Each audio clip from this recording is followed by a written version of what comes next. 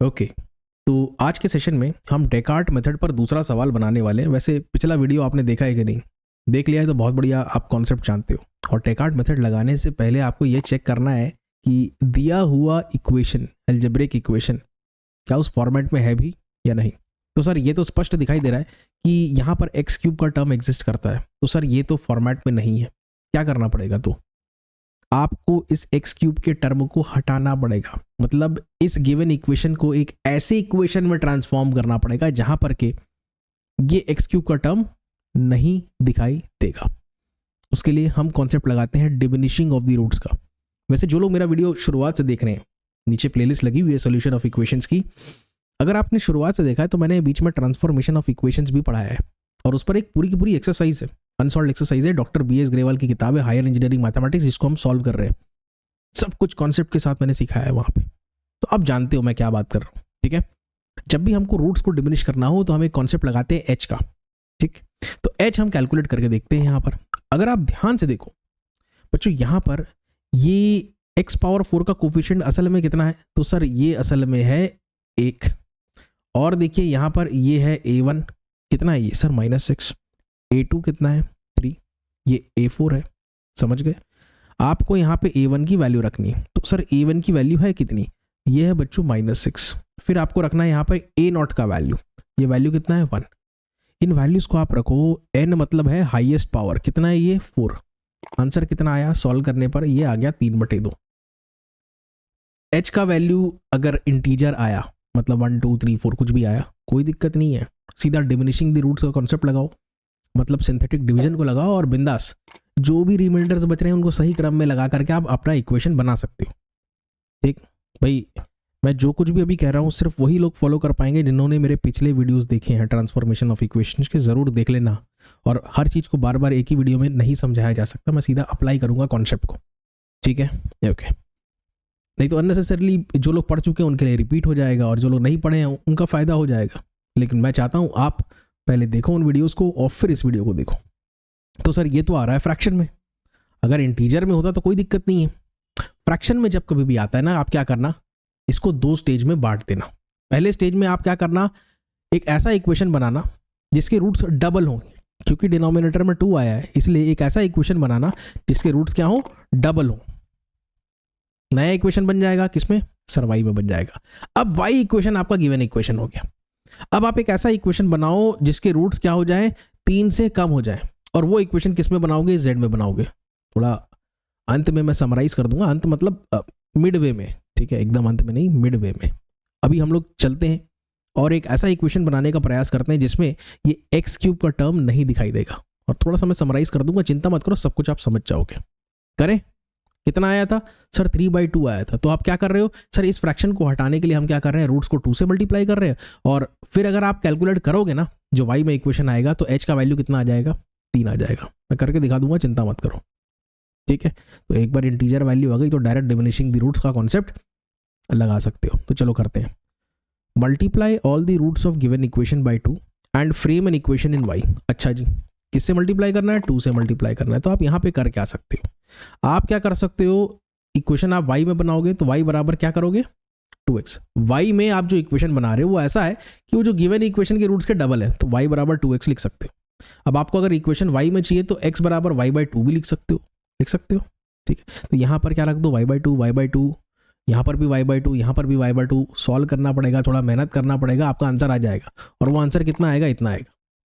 अगर आप एक शॉर्टकट अप्रोच लेना चाहते हो, कॉन्सेप्ट, थ्योरम, लॉस को लगाना चाहते हो, तो आप क्या करोगे?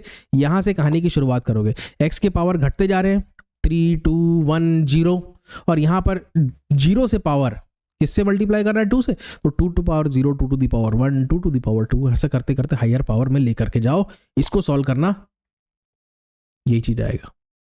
बात समझ में आया? ये एक शॉर्ट ट्रिक है, इसको फॉलो करो, बेहतर रहेगा। स्टेज 1 कंप्लीट हो गया सर।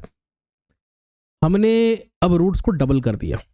ठीक है, अब उससे जो डिनोमिनेटर में क्वांटिटी आ रही थी 3/2, जो बाई 2 आ रहा था वो नहीं आएगा। ठीक है, आप देख लो h के अगर कैलकुलेट करोगे तो कितना होगा? -1/4 होगा, मल्टीप्लाइड बाय -12 डिवाइडेड बाय कितना हो जाएगा? ये 1 हो जाएगा सर, बाई पावर 4 का। सॉल्व करोगे तो 4 3 12 हो गया। कितना आया आंसर? माइनस माइनस सर हो गया प्लस, +3 आया।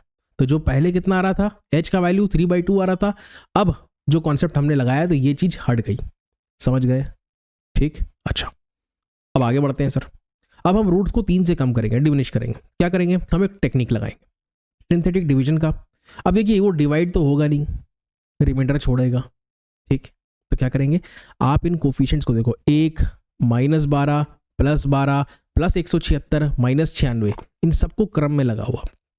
कितने से कम कर रहे हो, 3 से कम कर रहे हो, तो आपको रिमाइंडर से मतलब है, ठीक है। बचेगा रिमाइंडर, देखो ध्यान से, 1 को कॉपी पेस्ट, 3 एकम 3 सर, -12 +3 9 या 27 माइनस के साथ +12 -27 करते जाओ, ठीक।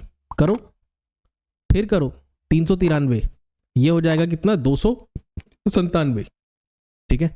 तो जो पहला यहां पर आ गया आपके पास, ये बड़ा इंपॉर्टेंट है ना, ये जो लास्ट में आएगा ना, एक यहाँ आएगा, एक यहाँ आएगा, फिर एक यहाँ आएगा, फिर एक यहाँ आएगा और एक यहाँ आएगा, 1 2 3 4 5 टर्म, 5 टर्म आएंगे आपके फाइनल इक्वेशन में, ठीक। और यहाँ पर 0 होने वाला है, मैं पहले से ही बता देता हूँ, तो वही तो कॉन्सेप्ट है। 1 को कॉपी पेस्ट करो बच्चों, 3 एकम 3, अब 6 हुआ, 6 3 18 -18, सॉल्व करो कितना आएगा, -33, 33 को 3 से गुणा करो, -99, ठीक है। सॉल्व करो कितना आ रहा है, 32 को 3 से गुणा, नहीं करने की जरूरत नहीं है, यहीं पर आप रुक जाओ, ये यहाँ पे रुक गए, अब यहाँ पे रुक गए, फिर यहाँ पे रुकना है, फिर यहाँ पे रुकना है, फिर यहाँ पे रुकना है, ठीक है। वापस से 1 को कॉपी पेस्ट, 3 1 is 3, -6 + 3 is -3, ये 3 3 9 हो गया, -9 कितना हो गया, 42 -42, 42 को 3 से मल्टीप्लाई करो तो 40 × 120, 2 × 8 100। अच्छा यहाँ पे जाने की ज़रूरत ही नहीं है, मैं भी क्या बात कर रहा हूँ, हो गया, यहीं पे ख़त्म हो गया, ठीक। ऐसा यहाँ पर आया और फिर ये इधर ऐसा होगा, 1 3 × 1 is 3, -3 + 3 0, ख़त्म। देखो ये वाला टर्म 0 आएगा। अब असल में कहानी हुई क्या है, ये आपको मैं थोड़ा सा संक्षेप में बताया, तो ये x पावर नहीं, आपने जो अब बनाया है नया इक्वेशन, वो किस में बनेगा सर, वो z में बनेगा, ठीक है। तो आपको करके दिखाते हैं, 1 × z⁴, ये अगर होता तो कुछ फ़ायदा होता, नॉन ज़ीरो क्वांटिटी होता तो z³, तो z³ का टर्म तो गया, इंटू 0 है, ये है z², ये है z, और ये +297 बराबर कितना हो जाएगा, 0, प्लस ये तो माइनस लगा हुआ है, ठीक है जी। तो z⁴ -42z² दिखा, अच्छा, +32z +297 दिख गया। तो स्टेज 2 भी कंप्लीट हो गया, मैटर सॉल्व हो गया हमारा। जो फ्रैक्शन में लफड़ा हो रहा था, तो पहले डिनोमिनेटर को हटाए और फिर रूट्स को 3 से डिमिनिश कर दिया, तोड़ तोड़ के किया है हमने। अच्छा सर, अब चेक करो क्या ये फॉर्मेट में है, हाँ सर बिल्कुल फॉर्मेट में। क्यों, क्योंकि सर यहाँ z³ का जो टर्म है वो तो दिख ही नहीं रहा है, मतलब ये परफेक्टली फॉर्मेट में है, तो आप आगे बढ़ सकते हो। अब डेकार्ट का मेथड ये क्या कहता है कि भाई आप अपने गिवन क्वाड्रेटिक इक्वेशन को आप मेरे फॉर्मेट में लाओ और उसको इक्वल कर दो as the product of 2 quadratics, ठीक है। ये होता है डेकार्ट का फॉर्मेट। ये देखो कुछ इस प्रकार से दिखाई देगा, z में ही लिखना, क्या पिछले सवाल में सब x में था, पहले से फॉर्मेट में था तो x में लिखा था हमने, इसको इस बार z में लिखोगे आप। थोड़ा सा मैं समराइज कर देता हूँ। शुरुआत हमने की इस इक्वेशन के साथ, किया, हमने पाया कि h का वैल्यू कितना आ रहा था सर, 3/2 आ रहा था। इस 2 से हमें बड़ी समस्या है, इस 2 के फैक्टर को हटाने के लिए मैंने क्या किया, एक नया इक्वेशन बनाया जिसमें मैं बोला y = 2 × x। इससे आप देखोगे तो x बराबर कितना आ जाएगा, y/2 आ जाएगा। सीधा यहाँ पे y/2 रख कर भी आप एक इस इक्वेशन को बना सकते थे, कोई दिक्कत नहीं है, कर सकते हो। लेंदी होगा, इससे अच्छा 2⁻0 2⁻1 वाला कॉन्सेप्ट लगाना। जो नियम आपने सीखे ट्रांसफॉर्मेशन के चैप्टर में, मतलब ट्रांसफॉर्मेशन वाले आर्टिकल में, तो उसको अप्लाई करो। ये बन गया। अब इसके बाद अगर हम h को कैलकुलेट करें तो कितना आया था, 3। मैंने करके दिखाया आपको। रूट्स को आपको डिमिनिश करना है, तो z बराबर कितना हुआ, y - 3, ठीक है। 3 से कम कर रहे हैं, गिवन इक्वेशन अभी आपका ये y वाला है, तो y में से 3 कम करोगे तो z का नया इक्वेशन बनेगा ये वाला। तो देखो इसमें कहीं पर भी z³ वाला टर्म नहीं है। यहाँ से भी आप एक और काम कर सकते हो, आप बोल सकते हो सर y = z+3 मैं लिखूँ, यहाँ पर z+3 रखता हूँ, यहाँ पर भी z+3 रखने को रख सकते हो।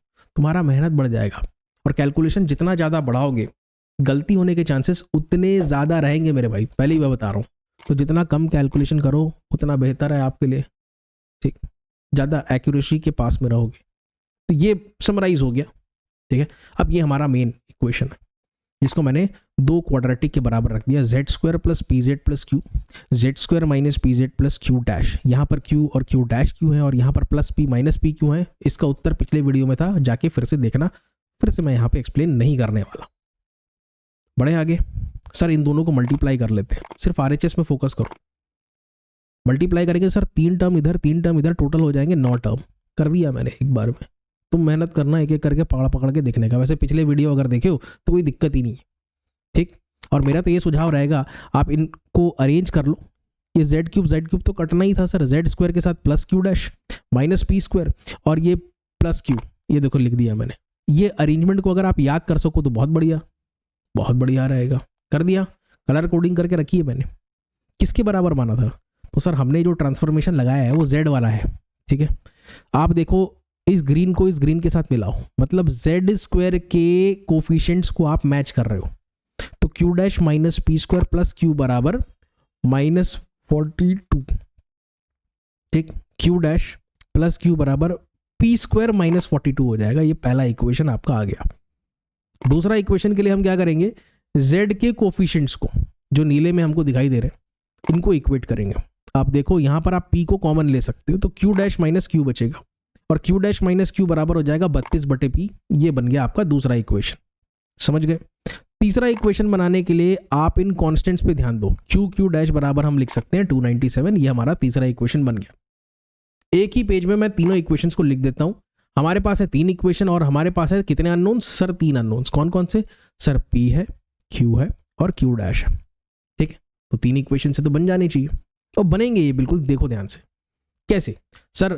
जनरली हम स्क्वायर ऐड करते हैं, 2 इक्वेशंस को स्क्वायर ऐड करने की आदत है। इस बार आपको स्क्वायर और सब्ट्रैक्ट करना है। तो 1 को स्क्वायर करो तो q plus Q dash LHS में क्या हो जाएगा? स्क्वायर हो जाएगा।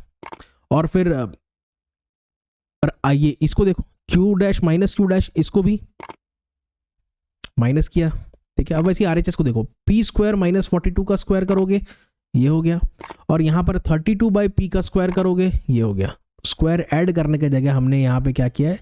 स्क्वायर और सब्ट्रैक्ट किया। ये इसको अगर आप एक्सपैंड करते हो तो ये जो रिजल्ट निकल करके आता है 4q डैश। पिछले सेशन में थोड़ा सा मैंने इलैबोरेट करके बताया, जरूर देखना, ठीक। इसको आप जब एक्सपैंड करोगे p पावर 4, 42 का स्क्वायर जो हो जाएगा वो हो जाएगा 1764। दूसरी बात 2 इंटू 42 इंटू पी स्क्वायर, तो 84 पी स्क्वायर हो जाएगा, 84 पी स्क्वायर, ठीक। माइनस का साइन है, 32 का स्क्वायर करोगे कितना हो जाएगा? 32 का स्क्वायर तो ये हो जाएगा बच्चों, 2 का होता है कितना? 4, 3 दूनी 6, 6 दूनी 12, 12 एक पावर पे रखो, 3 3 9, 9 और 1 10, 1024। समझ में आया? 1024 आया बटे P square. Q dash sir ये तो कैलकुलेट किए थे थोड़ी देर पहले, कितना था दिखाएं? ये देखो 297। तो इस क्यू डैश को जगह आप रख दो 297, 4 इंटू 297 कर लो आप, इतना आ गया। अब इसको और सिंप्लीफाई कर सकते हैं सर। हम क्या कर सकते हैं? सबसे पहले इसको पी स्क्वायर से दोनों तरफ मल्टीप्लाई कर दे, तो इससे हमारा पीछा छूट जाएगा। फ्रैक्शन पसंद नहीं है सर बिल्कुल, तो दोनों तरफ पी स्क्वायर से मल्टीप्लाई कर दो। कर दिया मैंने। तो सर ये बन गया, ये p पावर 6 बन जाएगा सर, और ये p पावर 4 बन जाएगा, और ये तो कैंसिल ही हो जाएगा। तो जो बच रहा है लिख दो, सिंप्लीफाई कर रहे हैं हम। सर ये p पावर 6 को पहले लिखेंगे, -84 p पावर 4 को लिखेंगे फिर, ये देखिए। और सर हम क्या कर सकते हैं, इस पी स्क्वायर को कॉमन लेके 1764 में से 1188 को घटा सकते हैं, माइनस कर सकते हैं। कर दिया मैंने, और जो बच गया -1024 उसको मैं एज इट इज लिख देता हूं। तो आपका इक्वेशन जो है p के टर्म्स में आ गया। बहुत ही हायर पावर्स आ रही है, पावर 6 में आ रहा है तो, लेकिन सिंप्लीफाई तो वो हो गया। और कर दोगे दोनों को माइनस करके तो कितना आ गया? 576 पी स्क्वायर। सर कैसे सॉल्व करें? अब यहाँ से कैलकुलेटर के माध्यम से आपको एक क्यूबिक इक्वेशन बनाना है। मैं आपको बताता हूँ कैसे। बनाना नहीं है, सॉल्व करना है। देखो आप मान लो पी स्क्वायर बराबर कितना है? t, ठीक है। ये p पावर 6 को लिखा है मैंने इस प्रकार से, ये p पावर 4 को मैंने लिखा है, देख लो ये p पावर 4 ऐसा लिख दिया मैंने, चलेगा। यहाँ पे आ जाएगा t, यहाँ पर भी आ जाएगा t। समझ गए तुम? कलर कोडिंग देख लो भाई। इस क्यूबिक इक्वेशन को आप सॉल्व करो कैलकुलेटर के माध्यम से, आपके पास 3 वैल्यूज निकल करके आएंगी। आप ये देखो कि इसमें से परफेक्ट स्क्वायर कौन सा है? कौन सा है सर? 4। तो इसको एज अ आंसर लेकर आप आगे बढ़ सकते हैं। टीचर को अगर पसंद नहीं है कैलकुलेटर का यूज करना तो डायरेक्ट लिखना, by inspection we found that t is equal to 4। मतलब t इज इक्वल टू 4 रखने पर ये इक्वेशन का वैल्यू कितना हो जाता है, 0 हो जाता है। So t is equal to 4 is a root, ऐसा लिख देना। ठीक है, अगर पसंद नहीं है तो क्या करोगे, ऐसे ही करना पड़ेगा जुगाड़ पानी। ठीक, लेकिन कैलकुलेटर का बिल्कुल आपको यूज करना है, नहीं तो यार कई बार आदमी सॉल्व करते रहता है, समझ ही नहीं आता है। ठीक है, बाकी ये दो रूट से आप मतलब मत रखो, हमें परफेक्ट स्क्वायर चाहिए। तो t मतलब कितना है सर, पी स्क्वायर है, पी स्क्वायर बराबर 4, तो p बराबर +-2, कौन सा लोगे, प्लस की माइनस, माइनस मत लेना मेरे भाई, फंस जाओगे फिर। ठीक, पॉजिटिव वैल्यू लो और इसी के साथ आगे बढ़ो।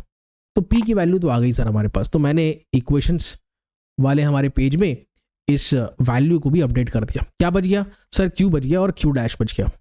अब आप क्या करो, p कितना आया, 2 आया, यहाँ पे 2 रखो, और कितना आया 2, यहाँ पर भी 2 रखो, सॉल्व करो। 4 में से 42 गया, -38 हुआ, और 32/2 16 हो गया। इन दोनों इक्वेशंस को आप ऐड कर दो तो देखो ये +q -q ये कैंसिल हो जाएंगे। +q -q कैंसिल अगर हो गया तो बचा इधर में q2 q डैश बराबर 22 माइनस के साथ q डैश बराबर आ गया -11। तो एक और वैल्यू कैलकुलेट हो गई, p और q डैश। अब q डैश की वैल्यू कितनी है सर, -11 है, बस यहाँ पे रख दो आप -11, सॉल्व कर लोगे, q का वैल्यू आ गया -27। ये लो, पूरा कंप्लीट हो गया। 3 वैल्यूज निकालनी थी, तीनों वैल्यूज मैंने निकाल ली। अब मैं एकदम पिछले एकदम मास्टर इक्वेशन पे चलता हूं, जहां पर कि मैंने माना था कि भाई ये दो क्वाड्रेटिक्स के प्रोडक्ट के बराबर होगा, ये देखो। ठीक है, अब इंजॉय करना है, वैल्यूज निकल गई, इंजॉय करो। p का वैल्यू कितना है सर, +2।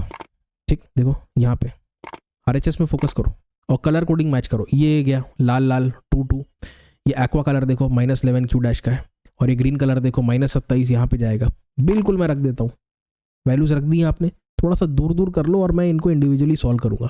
बच्चों यहाँ से आ जाएंगे 2 रूट्स यहाँ से आ जाएंगे, 4 रूट आ गए, तो वही होगा आपका फाइनल। ठीक है, फाइनल नहीं होगा, थोड़ा सा और मशक्कत करनी पड़ेगी उसमें, अलग अलग कर लो। तो यहाँ पर आप डायरेक्टली श्रीधराचार्य फॉर्मूला लगाओ। ठीक, -b + √over discriminant upon 2a। b कितना है सर, b बराबर है 2, a बराबर है 1, c बराबर है -27, और वैसे ही सर यहाँ पर a बराबर है 1, b बराबर है -2 और c बराबर है -11। इन वैल्यूज को यहाँ पे रख दो। ठीक है, मैं गायब हो जाऊंगा थोड़ी देर के लिए, बीच में आता हूँ, नहीं गायब हो जाओ। चलो देखो, रख दिए, तो ये 4 है, 27 दूनी 54। ठीक है, 54 का और डबल करोगे 108, तो 104, ये प्लस में 108, 108 और 4 112, ये 112 आ गया। उसी प्रकार से इसको वर्कआउट करना आप, 2 4 11 चौक 44, प्लस आ गया 44 और 4 कितना हो गया 48, तो ये 48 आ गया। 112 को अपन कैसे लिख सकते हैं, अपन लिख सकते हैं 56, 56 को 2 से गुणा करोगे, 56 मतलब 7 8 फिर ये 2, तो 8 दूनी हो गया 16, और ये रूट में 112 को लिखने का तरीका तो ये हो जाएगा कितना 4√7। तो यहाँ पर कितना आ जाएगा आपका 4√7। दूसरा अगर आप देखो 48 को अपन कैसे लिख सकते हैं, 48 को हम बोल सकते हैं 2 गुणा 24, 2 12 दूनी। ठीक है जी, तो यार और कुछ हो नहीं सकता मेरे ख्याल में, 2 × 2 × 3 × 2, 4 4 3 is 12, 12 2 is 24, गड़बड़ हो गया, × 2, तो ये पेयर बन रहा है, तो ये 4√3 आ जाएगा बच्चों, समझ गए। बस हो गया, z की वैल्यू निकल गई, 2 से डिवाइड कर दो, -1 + -2√7, और वैसे ही यहाँ पर 1 + -2√3। ठीक है, आ गया। अब चलो एक काम करते हैं, जो मैंने समराइज करके बताया था ना हमारे स्टेजेस, अभी आप z तक पहुंचे हो, z से आपको पहुंचना है y पर। ये देखो मैंने लिख दिया यहाँ पर z की वैल्यूज को, 4 वैल्यू है, 1 2 3 4, 4 ही आएंगी। समरी शीट पे चलते हैं, आंसर अभी यहाँ का आया है, आंसर अभी आपको इसका निकालना है। ठीक है, तो अभी आप काफी दूर है। z अगर आपके पास आ गया तो आप इस z के जरिए आप y निकाल सकते हो, और अगर एक बार आपके पास y आ गया तो y के जरिए आप निकाल सकते हो x को, कोई दिक्कत नहीं सर। यही आपको करना है, मैं आपको बताता हूं कैसे। y बराबर 2x है तो x बराबर हो जाएगा y/2, z बराबर y - 3 है तो y बराबर हो जाएगा z + 3। बस इन दोनों को मैं टेबल में लिख देता हूँ, y बराबर z प्लस 3, x बराबर y plus 2, y by 2। z का वैल्यू यहाँ पे रखेंगे, क्या मिलेगा, y। जैसे ही y मिला उसका वैल्यू यहाँ पे रखेंगे, क्या मिलेगा, x। ठीक है जी। आप देखो ये सारी वैल्यूज किसकी हैं सर, z की। प्लस 3 करना है तो 3 माइनस 1 कितना 2 हो जाएगा, तो 2 प्लस 2 रूट 7। वैसे ये 2 minus 2 root 7, 3 plus 1 is 4, 4 plus 2 root 3, 4 minus 2 root 3। अब इसको 2 से डिवाइड करना है तो कितना हो जाएगा यहाँ पे इसके लिए, तो ये 1 प्लस रूट 7 आ जाएगा। वैसे ये 1 माइनस रूट 7, वैसे ये कितना हो जाएगा, ये हो जाएगा आपका डिवाइड बाई 2, 2 प्लस रूट 3, और वैसे ये हो जाएगा 2 माइनस रूट 3। तो ये हैं हमारे फाइनल आंसर्स। उम्मीद करता हूँ ये सवाल आपको अच्छे तरीके से समझ में आ गया होगा। थोड़ा सा समय लिया है मैंने इसे समझाने के लिए, ठीक है, और वीडियो और भी लंबा हो सकता था अगर मैं बीच में ट्रांसफॉर्मेशन की बेसिक्स में घुसता तो मैंने उस चीज़ों को अवॉइड किया, राइट। आपको वीडियो देख के कैसे लगा, अच्छा लगा तो ज़रूर अपने दोस्तों के साथ इसे शेयर करें, अपने क्लासमेट्स के साथ शेयर करें, जिससे कि उनका भी बहुत बेनिफिट हो, ठीक है। वीडियो अच्छा लगा तो लाइक ज़रूर करें, and do subscribe to the channel, BTech Plus channel,